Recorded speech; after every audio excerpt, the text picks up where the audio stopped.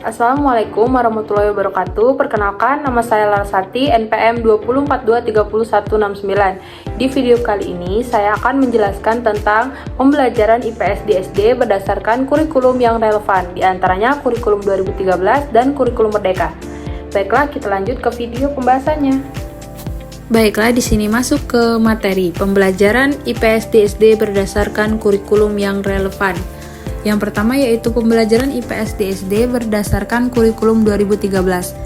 Pada hakikat pembelajaran IPS di SD dalam kurikulum 2013, IPS tidak diajarkan sebagai mata pelajaran yang berdiri sendiri di kelas rendah, kelas 1 sampai kelas 3, melainkan terintegrasi dalam tema pembelajaran tematik terpadu. Mulai kelas 4 sampai kelas 6, IPS diajarkan sebagai mata pelajaran tersendiri, namun tetap berbasis tema dan pendekatan integratif. Pembelajaran berorientasi pada pengembangan kompetensi sikap, pengetahuan, dan keterampilan. Selanjutnya, adapun tujuan pembelajaran IPS di SD dalam kurikulum 2013. Menurut kurikulum 2013, tujuan utama adalah yang pertama, mengembangkan kesadaran peserta didik sebagai bagian dari masyarakat, bangsa, dan dunia. Yang kedua, membekali siswa dengan kemampuan berpikir kritis, kreatif, komunikatif, dan kolaboratif atau 4C. Yang ketiga, menumbuhkan sikap sosial, rasa ingin tahu, peduli, tanggung jawab, disiplin, demokratis, dan cinta tanah air.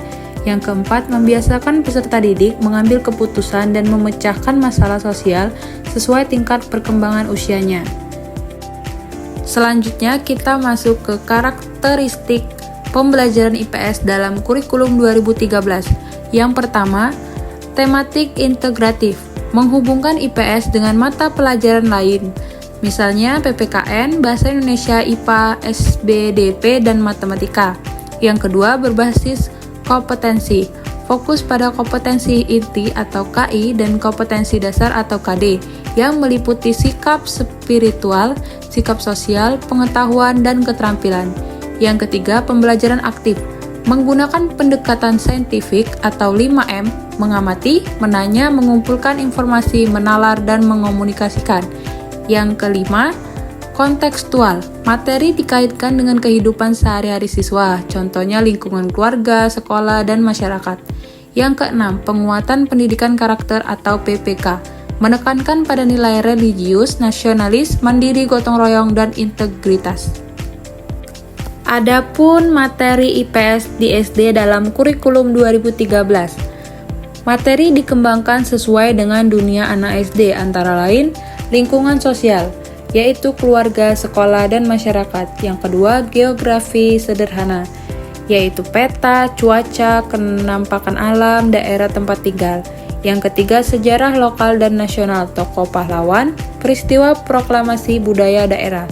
Yang keempat, ekonomi sederhana, contohnya kebutuhan manusia, kegiatan jual beli, produksi, distribusi, dan konsumsi. Yang terakhir yaitu kewarganegaraan, yaitu nilai Pancasila, demokrasi, dan persatuan bangsa. Adapun pembahasan yang terakhir dalam kurikulum 2013, terdapat model dan metode. Model dan metode dalam pembelajaran IPS di SD dalam kurikulum 2013 terdapat Problem Based Learning atau PBL, yaitu melatih pemecahan masalah sosial. Yang kedua, Project Based Learning, PJBL, melatih kolaborasi dan kreativitas. Yang ketiga, Discovery Learning, yaitu menumbuhkan rasa ingin tahu. Yang terakhir, metode lain atau diskusi, bermain peran, simulasi, observasi lapangan, dan studi kasus. Yang terakhir, terdapat penilaian. Penilaian dalam pembelajaran IPS yaitu yang pertama menggunakan penilaian autentik yang mencakup sikap, yaitu jujur, disiplin, peduli, dan cinta tanah air. Pengetahuan, yaitu fakta, konsep, dan prosedur IPS. Yang terakhir yaitu keterampilan, menyajikan laporan, membuat peta sederhana, berdiskusi, dan presentasi.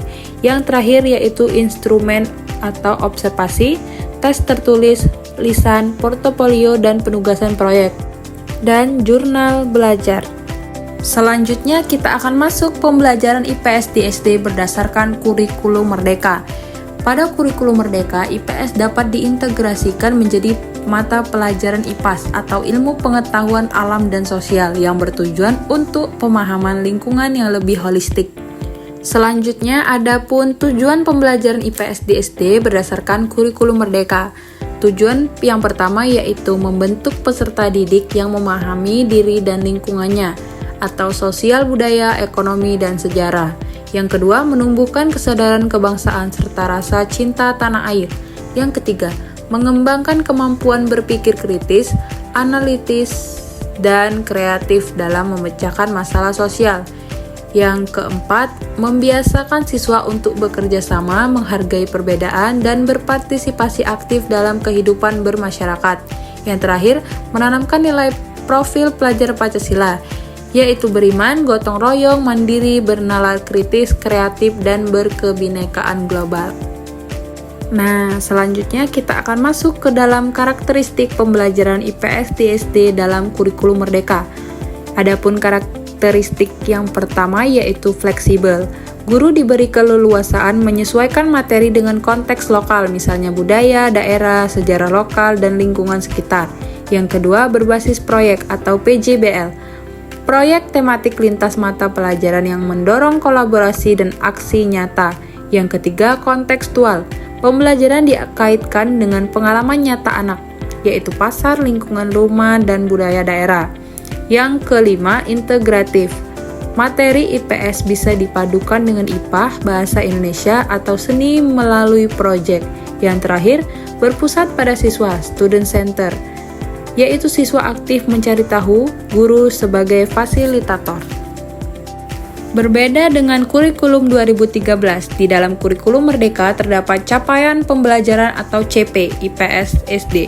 Capaian pembelajaran dalam IPS SD, contoh capaian pembelajaran IPS di fase A kelas 1 sampai 2 dan fase B kelas 3 sampai kelas 4. Yang pertama yaitu mengenal keluarga, sekolah, dan lingkungan sekitar. Yang kedua, memahami hubungan manusia dengan alam dan kegiatan ekonomi sederhana. Yang ketiga, menghargai budaya lokal dan keberagaman masyarakat Indonesia. Yang keempat, mengenal sejarah lokal dan nasional secara sederhana. Yang terakhir, mampu menyajikan informasi dalam bentuk cerita, gambar, atau peta sederhana. Selanjutnya masuk ke dalam pembahasan metode dan model pembelajaran dalam IPS SD pada kurikulum merdeka. Yang pertama, Project Based Learning, PJBL. Proyek tentang budaya lokal, sejarah daerah, dan peta lingkungan. Yang kedua, Problem Based Learning atau PBL, menyelesaikan masalah sosial sederhana, misalnya sampah di sekolah. Yang ketiga, Discovery Learning. Siswa menemukan informasi melalui eksplorasi. Yang terakhir, kegiatan belajar, diskusi kelompok, simulasi jual beli, wawancara toko, dan kunjungan lapangan. Yang terakhir, permainan peran. Masuk ke pembahasan terakhir yaitu tentang penilaian pada IPS di SD dalam kurikulum merdeka. Penilaian yang pertama menggunakan penilaian formatif dan sumatif berbasis kompetensi. Yang kedua, bentuk penilaian. Bentuk yang pertama yaitu observasi sikap sosial, yang kedua portofolio atau hasil proyek, laporan, poster, dan peta, yang ketiga tes lisan atau tulisan sederhana, yang terakhir unjuk kerja atau presentasi dan role play. Jadi, dapat kita simpulkan pembelajaran IPS di SD berdasarkan kurikulum 2013 menekankan pada pendekatan tematik, saintifik, dan kontekstual. Tujuannya bukan hanya menguasai pengetahuan, tetapi juga menanamkan nilai karakter, keterampilan berpikir kritis, serta sikap sosial yang berguna dalam kehidupan sehari-hari. Dalam kurikulum merdeka dapat kita simpulkan pembelajaran IPS di SD berdasarkan kurikulum merdeka lebih menekankan pada pengalaman belajar yang nyata, fleksibel, dan berbasis proyek. Tujuannya bukan hanya menguasai pengetahuan tentang masyarakat, budaya, sejarah, dan ekonomi, tetapi juga membentuk siswa yang memiliki karakter profil pelajar Pancasila, kritis, peduli, kreatif, dan siap hidup dalam masyarakat yang majemuk. Baiklah, itu saja penjelasan dari saya. Saya akhiri. Wabillahi taufiq wal hidayah. Wassalamualaikum warahmatullahi wabarakatuh.